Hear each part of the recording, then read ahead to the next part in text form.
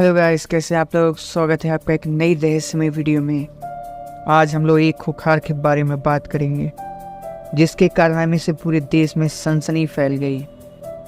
उसने अपने ही Dutch study partner को कमरे में बुलाकर पहले उसकी हत्या की, फिर बॉडी के साथ रेप किया, फिर बाद में टुकड़े टुकड़े काट के उस बॉडी को खा गया।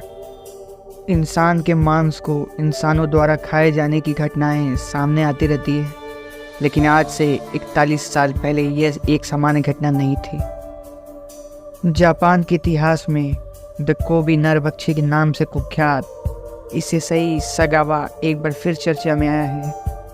यह वह खूंखार हत्यारा है जिसके कारनामों ने पूरे देश में सनसनी पैदा कर दी थी। इसने अपने डच स्टडी पार्टनर को कमरे में बुलाकर उसकी हत्या की, फिर उसके बॉडी के साथ रेप किया। उसके बाद टुकड़े टुकड़े करके कई दिनों तक वह उसका मांस खाता रहा। अब तक वह पैर और शरीर के अधिकांश हिस्सों को खा चुका था। जापान में द कोबी नरभक्षी नाम से कुख्यात इसेई सगावा की 24 नवंबर को निमोनिया से मौत हो गई। उसके अंतिम संस्कार में केवल रिश्तेदारों ने भाग लिया। उसके छोटे भाई और दोस्त ने एक बयान में कहा कि कोई सार्वजनिक समारोह आयोजित नहीं किया गया था।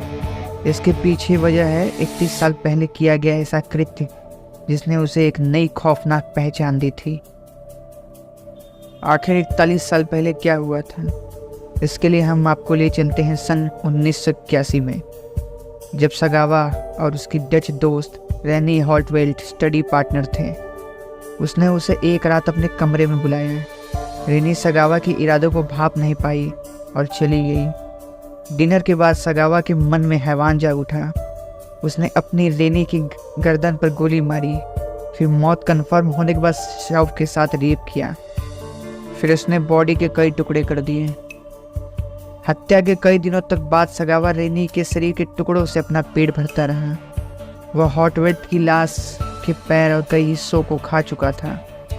जब शरीर के हिस्से खाकर उसका मन भर गया तो सगावा ने लाश के बचे हुए हिस्से को एक झील में फेंक दिया। इस वजह से वह पुलिस के हत्थे चढ़ा और मामले का खुलासा हुआ। पूछताछ में सगावा ने कुछ चौंकाने वाला खुलासा किया। उसने पुलिस से बताया कि उसने हॉटवेल की खूबसूरती और अच्छी सेहत से चिढ़कर उस पर हमला किया था। हत्या के बाद उसने इंसानी मांस को चखकर देखा, जो उसे काफ़ी पसंद आया।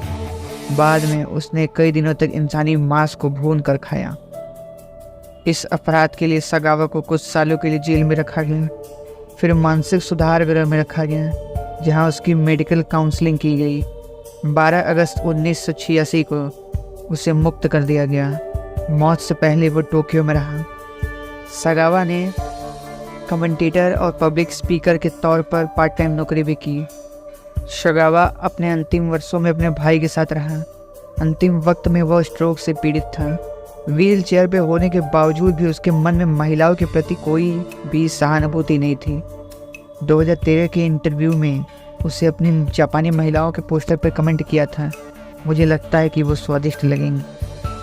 तो दोस्तों, आज का सफ़र हमारा यहीं तक था। मिलते हैं अगली वीडियो में, तब तक के लिए बाय बाय।